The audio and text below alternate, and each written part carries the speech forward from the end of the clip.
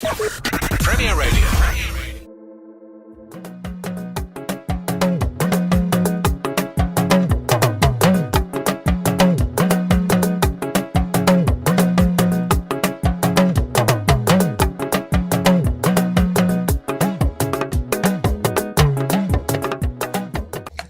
To, salamu alaikum wa rahmatullahi ta'ala wa barakatuhu masu sauraronmu a daidai wannan lokaci. Barkanmu da saduwa da ku a cikin wannan ƙayataccen shirin namu mai suna Kannywood a yau. Kamar yadda aka saba sunana Zuliyadain Isa Bellaja. A yau ma ni ne zan jagoranci akalar wannan shiri a daidai wannan lokaci. Kamar yadda abokin aiki Alkanau ya faɗa. Akwai baƙuwarmu da muke tare da ita a daidai wannan lokaci da za mu je gare ta domin mu ji kaɗan daga cikin waishin yaya aka fara. Wace ce ita hatta kuma masu sauraronmu su gane ma da wa ake tare a daidai wannan lokaci. Sunana Maimunatu Jelani Bako. To Maimunatu Jelani Bako barkanki da zuwa wannan shiri na Kannywood a yau. Barka ka dai. Yau wato shin ko za ki gaya mana ya kika tsinci kanki a wannan masana'anta, ya aka yi aka fara, me ya ja hankalinki? Abin da ya ja hankalina Na. yanayin faɗakarwar da ake yi tsakanin yara da manya da samari da 'yan mata. Na. To shine nima abin ya bani sha'awa. Nima ya ga ya kamata nima in shiga domin in samu wannan ladan. To amma akwai kuma wasu wanda suke kallon abin ba a faɗakarwa ba. Me yasa ki biki kalle shi a wannan bangaren ba? Kamar wasu suna kallon sa abin nishaɗi ne kawai haka, ko a ɗan bawa mutane dariya haka. Wasu ma da a wani gefen ma sukan kalle shi a cewar wani abu ne ma da suke kallon cewar yana taɓa tarbiyya ta yara da sauransu. Ya kike kallon wannan maganar? Tabbas da akwai. So amma ni bana la'akari da wannan. Na. Kawai ni abin da ya kai ni shi zan yi. Bana duba da abubuwan da mutane za su faɗa. Don kafin ni sun gaya wa dubuna tunda ni yanzu na shiga. Na'am. To Maimuna aka kika tsinci kanki, ya kika fara? Wani hanyoyi kika bi har kika fara shirin fina-finai a wannan masana'anta? Hanyar da na fara bi ta farko. Na'am. Akwai wata rana da wani mawaƙi. Mama mawaƙi bane ba, kamar yana da aka producers. Yana aiki, to akwai wata ƙawata Sara. Akwai wata ƙawata Sara. Akwai wata ƙawata Sara. Muke magana da ita, tana yin ɗan harkar nan. Sai muke magana da ita akan cewa ni ma ina sha'awa. Sai ta ce to shikenan ba damuwa. Ita Sara FM ce? FM ce. Na'am. Da ta ce ba damuwa shine akwai wani SK na Allah. To irin suna magana haka da shi. Sai take gaya mai ni ma na ce ina so in fara. Sai ce to ba damuwa. Sai wata shekaran da aka yi lockdown a shekaran 23 ga watan Ramadan sai tashi sai ya magana akan cewar Sara ta turo ni mu zo tare ga wata shooting din waka da za a yi. Sai ta mun magana, ni kuma ne wa mama na magana. Sai ta ce to shikenan ba damuwa, Allah ya ba da sa'a. To ni a nan ne lokacin na fara waka. Wato da waka kika fara kenan. To na ji kin ce kika yi wa mamanki magana, biki nemi izinin mahaifinki ba, shi biki ce kina bukata ba, shi me yace akai? Na nemi izinin shi. Albarka ya samu, ya ce in kara mutunci na. Na'am. To duba da yanayi na kasancewar ki jaruma a wannan masana'anta, gashi kin ce kin fara da waka. To baya ga waka kuma a shi kansa shirin fim fa da kike yi, da wani fim kika fara, ya kuma aka kika tsinci kanki a tsarin shirin fim? A inda na tsinci kaina a shirin fim, shi ma akwai wani Dini. Ɗan gurin ɗinmu ne na WhatsApp. To suna tare da baban gidan MC. Za su yi wani aiki sai Dini ya mun magana, sun ce to yawa producer magana. Da ya mai magana muka haɗu da shi baban gidan MC muka yi magana, sai ce akwai wani fim da za a fara mai suna Khausar. Yana so ya bani in ja role ɗin nan. Sun ce to shikenan babu damuwa, Allah ya sa albarka, Allah ya kai mu lokacin. To da lokacin ya zo sai aka yi aikin tsaya kuma. Da lokacin ya zo, shi baban gidan Emsu sai ya mun magana akan cewar mun kusan mu fara wannan aikin. Dama ina ta zuba ido in ga lokacin. Kuma shine fim din da kike tunanin cewar zaki fara fitowa a cikin sa? Shine fim din da nake tunanin zan fara fitowa a cikin na farko. Dan ina ta zumuɗi. Na'am. to da Allah ya kai mu lokacin muka je ya bani script na fara karantawa. To a nan ne abin ya ƙara bani sha'awa. Ya ƙara ƙayatar da ni. Da lallai ilalla ni zuciyata ta karkata akan cewa zan yi harkar fim. Sai ya bani role ɗin jaruma. Jarumar fim ɗin ka cokan? Gaba ɗaya ni na ja role ɗin fim ɗin. Kuma shine fim ɗinki na farko? Shine fim ɗina na farko. Dama ana haka a ce fim ɗin mutum na farko ba a gwada shi ba, an ga irin kwazansa, ko dai kawai kasada ya ɗauka? Ba kasada ba ce, kawai sa'a ce da albarkar iyaye. Ya kamata a ce dai mun binciki shi Babangida MC tunda muna tare da shi, mu je wai shin kasada ya dauka ne da ya baki lokaci guda kina sabuwar jaruma biki taba fim ba, kuma a ce an baki ki ja fim Kausar? Ai da mamaki a ciki. To amma kina ba mu labari, sai aka yaya? To shikenan sai muka fara fita shooting. Dan gaskiya ni tunda na fara harkar fim din nan na fara ganin nasarori ba ga wajen kawaye ba, yan uwa, abokanai, kowa zaka ga yana girmama ka. Na'am. To shi wannan fim da kika fara na Kausar, lokacin da kika tsinci kanki a wannan guri da ake daukar shirin wannan fim na Kausar, ya kika ji a zuciyarki kasancewar ba a taba sa miki kyamara da sunan za a fara daukar shooting fim da ke ba, sai gashi kuma yanzu kin tsinci kanki kuma dadin dadawa ke ce ma kike jan ragamar wannan fim gaba daya? Gaskiya a lokacin da aka fara dora min kyamara, wa'insu suna cewa ranar da aka fara ɗora musu kyamara suna jin tsoro, jikinsu yana rawa, su ga su sun fara fitowa a kyamara. Ni gaskiya ban ji ba. Na'am. To wannan ya samo asali ne daga me kenan? Kawai san abin ne yasa haka ko menene ya faru? Kawai abin ne da ya riga ya shiga zuciyata. Na'am.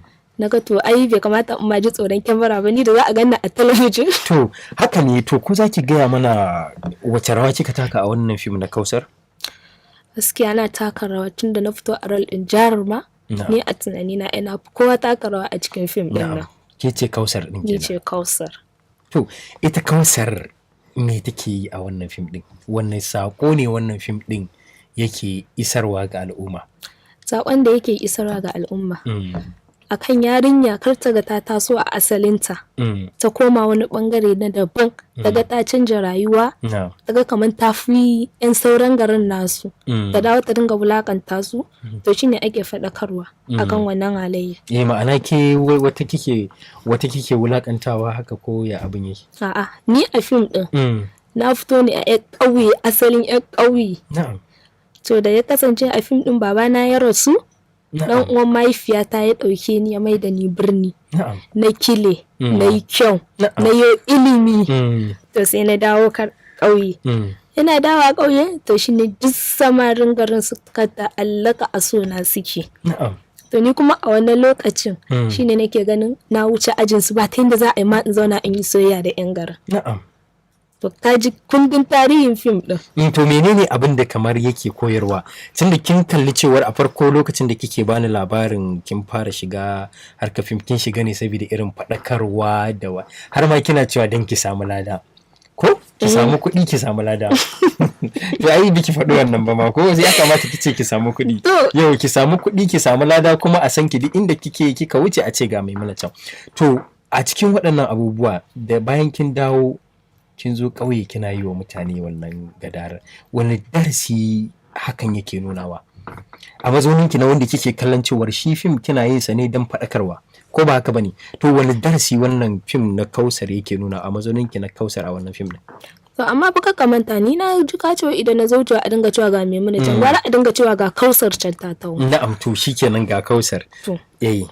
To darasin da ake nuna akan cewa 'yan mata masu izza, masu wulakanta samari suna nuna kamar sun fi karfinsu, musamman ma idan daga ƙauye kika tashi ka koma birni, kika da ƙauye ɗan garin ya ce yana son ki wulakanta shi. Wannan ba abu ne mai kyau ba. To ya ƙarshen ki ke ƙare a fim ɗin? Me ya faru a ƙarshe? Ya kamata mu ji wani darasi kika bayar a ƙarshe. Anya zan iya faɗa ƙarshen nan kuwa? Dan ni ce ba nake dawa a hannu. To ai haka mutane da masu ke so su ji. Kin ga zai ba su dama su ce lalle ma suna so su nemi fim din dan su kalla. To ƙarshe na abin da nake dawa da shi, dan talakan garin da na fi wulaƙanta shi akan kowa, shi na dawo nake mutuwar su. Shi kuma a lokacin shauran samarin na da suke sona su suke mai kurciya, ni yake barin magarin gabaki daya, ni kuma in shiga tashin hankali in rasa ya zan yi. To malama Maimuna Jilani Bako wadda aka fi sani da Khausar ta cikin fim din Khausar. Na san dai yanzu na faɗa haka. Baya ga fim din Khausar, wani fim da wani fim kika a wannan masana'antar? Na yi Barayin Hanya. Barayin Hanya. Na'am. Na yi Amaryar Lalle. Na'am. Na yi Gudun Gara Biyu Babu. Na'am. Sai Kunnen Ƙashi da na fito. Kunnen Ƙashi na Musa Mai Sana'a. Na Mai Sana'a. Na'am. Sai wannan wani series ne aka na 'yan makaranta. Na'am. Sai kuma 'yan comedy saka. Shi ya sunan series din? Sunan shi kawai Rayuwar 'yan makaranta. Ok, sunansa kenan? Rayuwar 'yan makaranta. Na'am, gashi dai daga shigowarki wannan masana'anta kin yi wasu manyan fina-finai cin da gaki a Amaryar Lalle, gaki a Barayin Hanya, gaki kuma a Kunnen Ƙashi. Kuma shi ina ganin kamar Kunnen Ƙashin nan shi ma series ne ko? Series ne. Na shi Musa Mai Sana'a wanda yake fitowa a Boka ko? A'a. To a me yake fitowa? Kawai dai yana fitowa ne a ɗan tijara wanda yake son shi sai an bar shi ya sai da masallaci. To a wajen sai da masallacin nan ne da aka hana shi yake kowa na garin na unguwar tijara ya addabi kowa. Na'am. Shine Kunnen Ƙashi. Shine Kunnen Ƙashi. To a cikin waɗannan fina-finai da kika fito a Malama Maimuna, wani fim ne kike kallon sa a fim din da ya nuna ki duniya kuma duniya ta san ki, mutane suka san ki a ciki, wanda shi kansa mai sauraron mu a yanzu idan kika faɗi sunan fim din kuma kika faɗi rawar da kika taka zai ce lallai ana tare da Maimunatu Jilani Bako a daidai wannan lokaci? Gaskiya fim din da na fina-finan ma da na fi ji da su. Na'am. Na farko wanda zan fara ambata shine Khausar. Na'am, saboda shine ya fito da ke duniya ko? To ai dole in yi fariya da shi. Na'am. Daga Khausar din nan sai Amaryar Lalle. Na'am. Sai Kunnen Ƙashi. Na'am. To a cikin su waɗannan da kika jera wanne ne bakan damiyarki? Khausar. To bayan shi fa, tunda mun samu ɗan takaitaccen labarin shi Khausar ɗin, ya kamata kuma a cikin waɗannan mu ji wanne ne bakan damiyarki wanda kika taka wata rawa makamanciyar ta Khausar, ma'ana kamar kika jara gama fim ɗin. Gaskiya to a bayan Khausar wanda kamar na ɗan jara gama fim ɗin sai Gudun Gara Biyu Babu. Gudun Gara Biyu Babu. To shi fim ɗin waye kuma ya wannan fim yake na Gudun Gara Biyu Babu? Shi wannan fim ɗin na T.Y. Shaba ne. Na'am. To ya yake shi fim ɗin? Shi Za ki ɗan gaya mana irin rawar da kika taka? Zan iya. Na'am, to muna sauraron ki. Shi fim ɗin Gudun Gara Biyu Babu na T.Y. Shaba ne. Na'am. Wacce na fito a yarinyar Musbawa Amfara. Na'am. A 'yan kidnapping. To shi dai fim ɗin fim ne dai cikin fim. Wanda su Sani Danja da su Maryam 'yar gata sun zo shooting a gidan zu. To mun kuma a lokacin muna cikin gidan zu ɗin muna kidnapping ɗin wasu. To shi sai Musbawa Amfara sai tura yaran shi. Sai suka je suka kamo Sani Danja suna tsakiyar shooting ɗin. Sai aka zo aka haɗa su. Aka haɗa su a nan gurin irin da yana ta tambayar kowa ya kawo wayoyin shi a zuba shi a cikin jaka. Suka kakkawo. Sai ya ƙara kamo, sai suka je suka ƙara kamo wani producer shi ma a cikin fim ɗin nasu. Na'am. Sai suka kamo shi sai yake zuwa shi ɗan fim ne. Ya zo shooting ɗin fim. Sai ta kai ne ɗan fim, sai ta yi. Sai ta ka san Alinu? Sai ta ban san shi ba. Sani Danja fa. Kawai yana haka sai ya gano Sani Danja a loko. Sai ta ga Sani Danjan can. To shi kuma ba an fara a fim ɗin. Yana ƙaunar fim ɗin Sani Danja. Sai ya tashi Sani Danja. Suka fara gaisawa har ya fara karanto mai fina-finan shi da suka yi. Wanda ya burge shi. Sai Sani Danja yake cewa to shikenan ba damuwa. Wato dai in na fahimci ki fim ne cikin fim. Aka yi to amma a cikin fim din shi Gudun Gara Biyu Babu menene rawar da kika taka a ciki? Shine na ce maka ni na fito a yarinyar shugaban 'yan kidnapping. Na'am, kuma kina dauke da bindigar kike ma ni ma ina rike da bindigata. Na'am. Wato waye ya jagoranci wannan fim? Fim din wane ne? T.Y. Shaba. kamar yadda kika faɗa a baya tiwa shaba, shin tiwa shaba ya ga kamar kin yi kama da yan daba ne idan aka saki zaki iya jan wannan role din koya abin yake? To ka san idan an ba mutum role ana duba da la'akarin cewar zai iya shi ko ba zai iya ba. Na'am, sai da aka gwada ki aka gani zaki iya din sannan kika yi.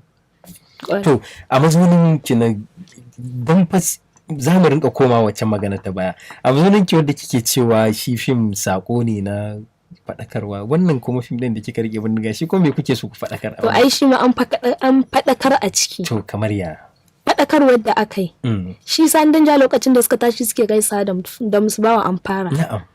Ya tashi ya nuna mishi yadda har ya tsince shi daga cikin waɗanda ya kama ya mai da shi gefen shi don yana so ma ya sake shi ya sallame shi. To da suka yi gaba suka zaga baya sai Sani Danja ya kwaci bindiga hannun Musbawa Amfara kawai sai ya harbe shi a hannu sai ya fita da gudu. Yana fita da gudu Musbawa Amfara ya kira yaran shi ya tuttura su je su nemo shi. Ɗaya bayan ɗaya dai Sani Danja duk sai da ya kashe yaran nan gabaki ɗaya. Ya zo zai fita sai suka yi kacibir da Musbawa Amfara. Shi kuma tiwa shaba a lokacin da ya zo akwai bluetooth a kunnen shi. Ya yi connecting da 'yan sanda. Duk wani magana da ake a gurin 'yan sanda duk suna ji. A lokacin da Sani Danja ya gudu tiwa shaba ya sanar musu cewar ga Sani nan ya fito. Musbawu ya turo yaran shi su biyo shi. Da alakacin su kuma 'yan sanda suka bazama inda abin yake faruwa. To shine Sani Danja suka haɗu da 'yan sandan suka yi kamar suka kama ragowar wanda a'a ba kamawa aka yi ba. Kamar irin sun yi ya zan ce maka irin dai kamar sun haɗa link da 'yan sandan suka ɓuya. Shi ma already ya zura bluetooth a kunnen shi. Suka fito suka yi kacibu da Musbawa Amfara a katon fili. Musbawa Amfara da bindiga a hannun shi. Sai Sanin ya ce ya ajiye bindigar su zo su da ku gaba ɗaya. To a lokacin da yake faɗa sai 'yan sandan nan suka fito. To suna fitowa shine sai Musbawa Amfara ya riƙe wuyan Sani Danja. Ya fito da wuƙa. Ya sa mai auya ya ce da 'yan sandan nan su zuba bindigoginsa a ƙasa. Suka zuba. To a nan ne kawai Sani Danja Allah ya bashi sa'a ya kwaci bindiga hannun Musbawa kawai ya harbi kafar shi. Sai suka gudu sai aka kama shi. To jama'a kada a shafa wannan labari da kuka ji na gudun gara ne, wato gudun gara biyu babu daga bakin Maimunatu Jelani Bako, wadda ita ma tana ɗaya daga cikin jarumai ta wannan da wadda aka taka rawa da ita a wannan shiri. Malama Maimunatu Jelani Bako, tambayar da zan ɗora miki ita ce wasu nasarori kika tsinci kanki da su, kika kaci da su yayin da kika tsinci kanki a wannan masana'anta, duba da kasancewar kin shiga wannan masana'anta tun lokacin lockdown ko lokacin ina ji yau shekara 2 kenan ko 3. To wasu nasarori ne kika samu daga wancan lokacin zuwa yanzu? To gaskiya ni nasarata ta farko a lokacin da na fara, ka san na gaya maka da Khausar na fara. Kawai ina zaune a gida sai naga an mun waya. Aka tashi aka yi min waya ana so in zo zan karɓa award. To, na'am. Saboda wannan fim ɗin Khausar da nai. Saboda gaskiya tun kafin ma trailer fim ɗin ya fita, ina ta kallon abubuwa na ban mamaki. Na'am, kamar na me? Nasarori. Aka kira ni aka ce in zo in karɓa award. Muka je muka karɓa award. Na ji daɗi sosai don an nuna min kara da farin ciki. Shi award ɗin me aka baki kenan? Award ɗin na upcoming actress a Kano. Wato sabuwar fuska ta jaruma. Yawwa. Wadda ta fara a matakin farko kuma ta yi wani abu na bajinta ko? Tabbas. Na'am, to muna jinki. Sannan daga nan ba zan taɓa mantawa. Mun fito daga makaranta da ni da ƙawata Abashiya. Mun hau a daidaita sau. Sai da kai mu inda za mu je. Sai muka ce ga kudin. Sai ta ya Abashi. Sai ta ce malam ya za ka ce a bar shi da ka ganin mu? Sai ta ba dan saboda kowa na ce a bar kuɗin nan ba, saboda wannan baiwar Allah. Na ce to malam menene dalili? Sai ta ai akwai, saboda yana shiga shafin Facebook, Instagram. Ya ce yana kallon wani fim da ake kallon kamar ana ɗora tallukansa wanda yake son shi, yana Allah Allah akan fim ɗin nan ya fito. domin shi ma yana buƙatar ya gan shi. Wato na fim ne ya ce Khausar. Ya ce wala ba dan saboda komai na ce ki ba kuɗin nan ba saboda shi. Na ce to na gode. Sannan abu na biyu. Akwai wani yayana da yake Lagos. Da na tura mai irin zamekin da ake yi na wajen shooting din da hotuna. Ina zaune na ga atamfofi tara mai har guda 3. Na ce na gode. Lallai wannan babban nasara ce. Akwai wani wanda muke mutunci tare da shi. Ya bani karamar waya. To gaskiya ni dai ba abin da zan ce sai dai in ce alhamdulillah. To kin san in aka ce nasarori akwai kuma kalubale. To wasu kalubale kika fuskanta lokacin da kika tsinci kanki a wannan masana'anta, ganin cewar gashi ma lokaci guda kin jawo na fim wanda mutane da yawa za su ga a'a yaya daga shigowarki kuma ko fim ɗaya baki taɓa yi ba, kawai sai kuma a ce ga fim guda ki ja shi, kuma kika ja har kika samu award a ciki. Wasu kalubale kika samu kafin zuwan wannan nasarorin? Kalubalen da na fara ja wanda ya ɗaga min hankali ya gigita min rayuwa. Lokacin ana tsaka da ɗaukan shooting ɗin, akwai wa'insu wa'inda muke aikin tare da su. Su a take a nan ma suka nuna ba sa suna, suka nuna min baƙin ciki. Wanda har kuka suka sani a wajen shooting ɗin. Suna ta faɗan maganganu. Suna irin dai duk dai wanda dai ya gansu ya sun san role ɗin da aka bani, suna min baƙin ciki da shi ne. Kamar biki cancanta ba ko yaya? Ba wai ban cancanta ba, kawai su suna ganin su ga su me isa ba a basu ba, ni aka ɗauka aka bani. To kawai shine abin da yake kona musu rai, wanda har ƙananan maganganu ma suka fara fitowa a ciki. To shine ni kalubalen da ya fara gigita min tunani, ina shiga da abin da na fara kenan. To a cikin fina-finan ki da kika lissafa akwai wani fim da kika yi magana sa barayin hanya.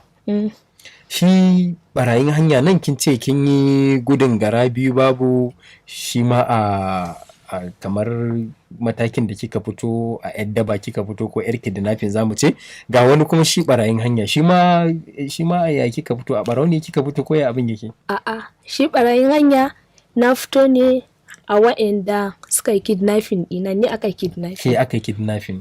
Ok, shi wannan shi mai shirin shi abin da ya ga ya kamata ya daura ki kenan. To masu sauraron mu kada fa a sha'afa, muna tare da shirinmu na Kannywood a yau a daidai wannan lokaci, kuma ku kanku masu sauraron mu ya kamata mu ba ku dama domin ku shigo wannan shiri a tattauna da ku. Amma kafin wannan Khausar ko kuma in ce Maimunatu, fina-finai da suke masu dogon zango fa, kin fara wasu ne saboda duba da yanayin ita kanta akalar wannan masana'anta ta Kannywood ta canja, kusan duk sababbin fuskokin da ake kallon sun kuma ake ganin cewar su wane ne za ki ga fina-finai suke masu dogon zango. Gaskiya ne, irin kasan mai dogon zangon nan?